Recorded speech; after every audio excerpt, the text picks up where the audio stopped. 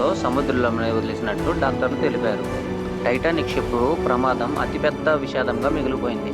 అయితే చాలా వరకు నమ్మశక్యం కానివి ఇందులో ఉన్నాయి. టైటానిక్ షిప్లో 700 మంది ప్రయాణించే థర్డ్ క్లాస్లో కేవలం 2 బాత్ టబ్బులు మాత్రమే ఉన్నాయి. కానీ ఫస్ట్ క్లాస్ ప్రతి గదికి ఒక బాత్రూమ్ ఉంది. టైటానిక్ షిప్లో మునిగిపోయిన 73 సంవత్సరాల అనంతరం సెప్టెంబర్ 1, 1985లో అమెరికాకు చెందిన సముద్ర శాస్త్రవేత్త డాక్టర్ రాబర్ట్ బల్లార్డ్ సముద్ర గర్భంలో ఉన్న టైటానిక్ను గుర్తించాడు.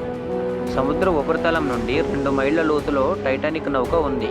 మునిగిపోయిన టైటానిక్ నౌక యునెస్కో పరిరక్షణ పరిధిలో ఉంది.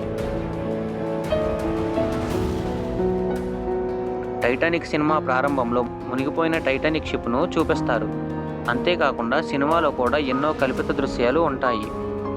మునిగిపోయిన టైటానిక్ నుండి సేకరించిన అరుదైన వస్తువులు, బంగారు ఆభరణాలు అధిక మొత్తానికి వేలం వేసి విక్రయించారు.